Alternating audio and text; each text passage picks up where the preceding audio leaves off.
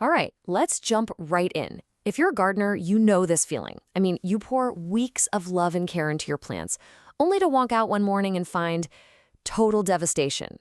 Pests have just completely wrecked your hard work. It's a gut punch, and for raspberry growers, it is an all too common story. And this quote just says it all, doesn't it? It's not just a couple of nibbled leaves, it feels like a full-on invasion. One day you've got this beautiful, promising patch of berries, and the next it's just a war zone. And that sinking feeling, that's what usually sends us scrambling for the nearest spray bottle, right?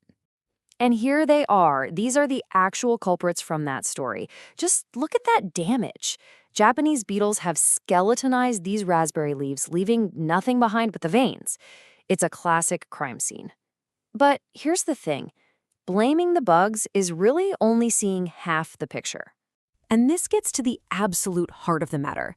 Because while it feels like this epic battle, you versus the bugs, the real problem, and honestly the real solution, is usually something much, much deeper. You've got to remember that pests are basically messengers. They're a big, flashing warning sign that something in your garden's whole ecosystem is out of balance. So think of them less like evil invaders and more like, opportunistic guests. They've only shown up because you've kind of accidentally rolled out the welcome mat for them. Maybe it's poor airflow, unbalanced soil, or even just leaving old, ripe fruit on the vine. So, instead of panicking and just spraying everything in sight, let's switch gears. Let's put on our detective hats. The real key to effective long-term pest control is to investigate the scene, to read the clues your plants are shouting at you, and to figure out what you're dealing with, and more importantly, why it showed up in the first place. And that's question number one for any good plant detective, right? Before you do anything, you have to identify your suspect. The damage itself, that's your biggest and best clue.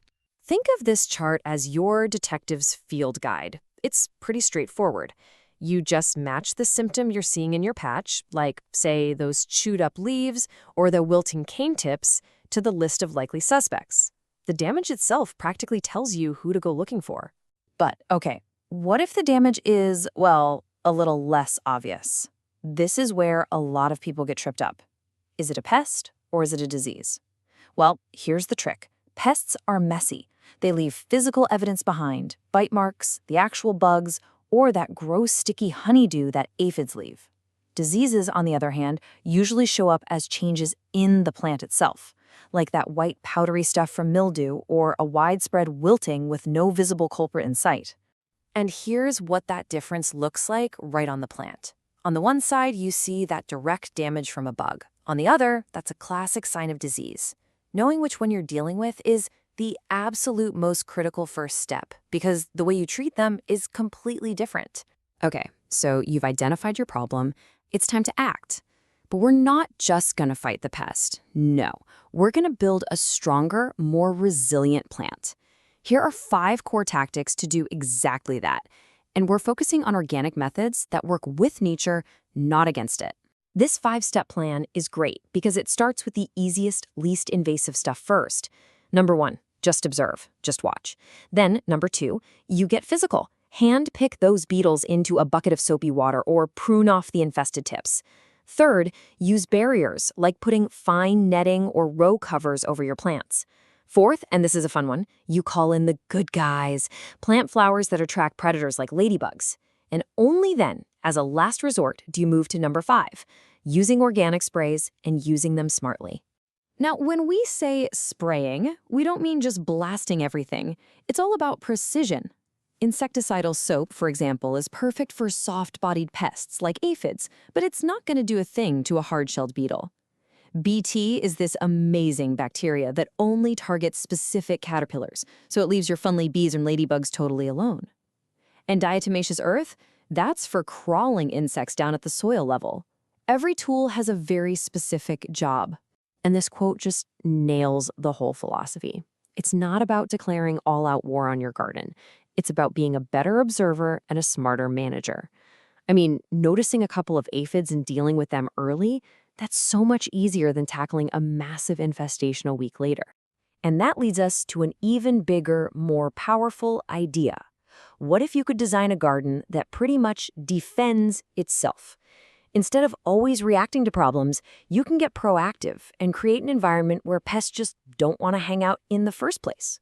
A truly defensive garden has to work on two fronts. So on one side, you've got everything you do to protect your plants during the growing season. And on the other, you've got the cleanup you do after the harvest, which stops next year's problems before they even have a chance to start. So let's talk about recruiting some bodyguards for your raspberries. Planting things like garlic and chives nearby can actually confuse pests like Japanese beetles because the strong smell masks the scent of the raspberries.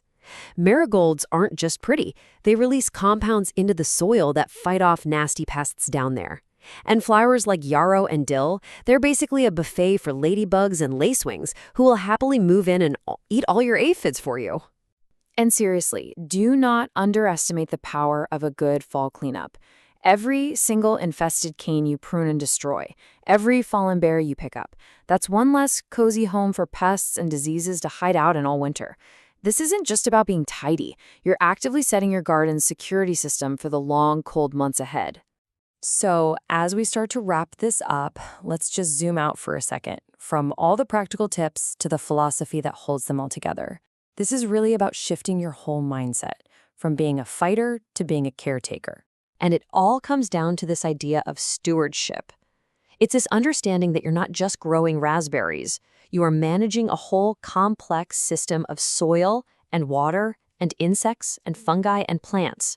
Your job is to keep that entire system healthy and in balance. And when you do that, the system starts to take care of itself. In the end, it really all boils down to a simple choice. Are you going to choose care over convenience? Prevention over panic? Ultimately, are you a steward of your little piece of the earth, or are you willing to scorch it just to win a temporary battle?